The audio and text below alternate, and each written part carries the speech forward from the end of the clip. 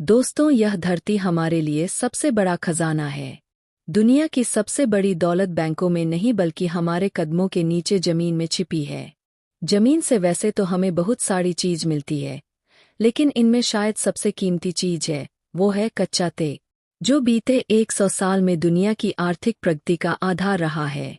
यह बात सही है कि जलवायु संकट के दौर में आज हम पेट्रोलियम पदार्थ से पीछा छुड़ाने की कोशिश कर रहे हैं, लेकिन आज भी दुनिया की अर्थव्यवस्था का इंजन कच्चा तेल ही है। इसी से दुनिया चलती है और यही दुनिया की नब्ज है। कच्चे तेल के दाम गिरते हैं तो महंगाई कम हो जाती है, और कच्चे तेल के दाम चढ़ते हैं तो दुनिया भर में लोगों का बजट भी बढ़ने लगता है। इसीलिए कच्चे तेल को काला सोना कहते हैं। लेकिन यह काला सोना कैसे बनता है, चलिए जानते हैं। दोस्तों, कच्चा तेल बहुत छोटे समुद्री जीव और पौधों से बनता है, जिन्हें प्लांटेन यानी प्लावन कहते हैं।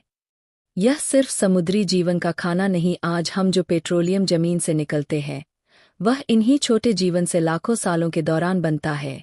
जैसे ही प्लावन मरते हैं तो वो नीचे समुद्र ताल में जा पहुँचने हैं, क्योंकि वहाँ अत्यधिक गहराई पर ऑक्सीजन नहीं होती। इसीलिए वो समुद्र ताल में मिट्टी और बालू जैसे तलछटों के साथ मिल जाते हैं। ये तलछट नदियों से भाखड़ा सागर में पहुँचने हैं।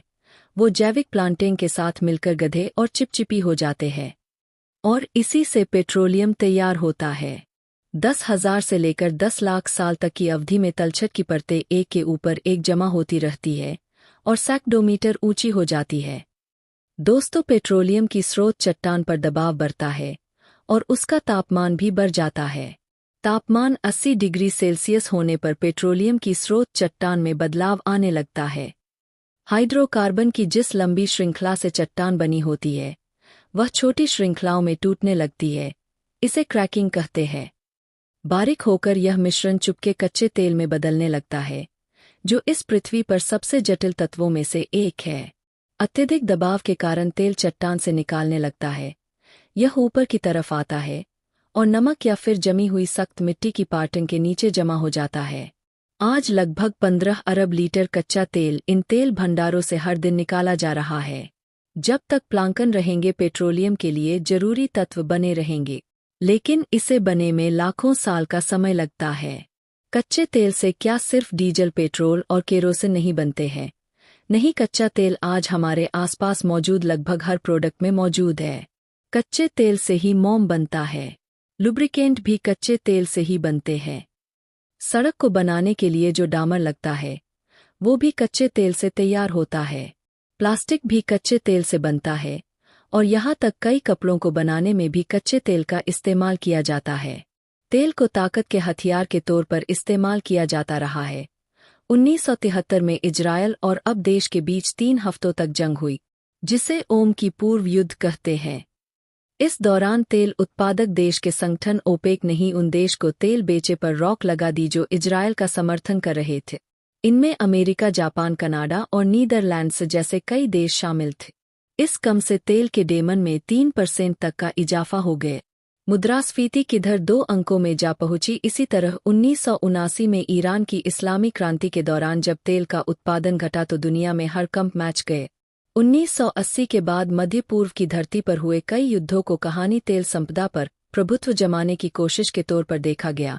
1970 के दशक में दुनिया की जरूरत ऊर्जा तेल से मिल रही थी, जो अब घटकर 33% रह गई है।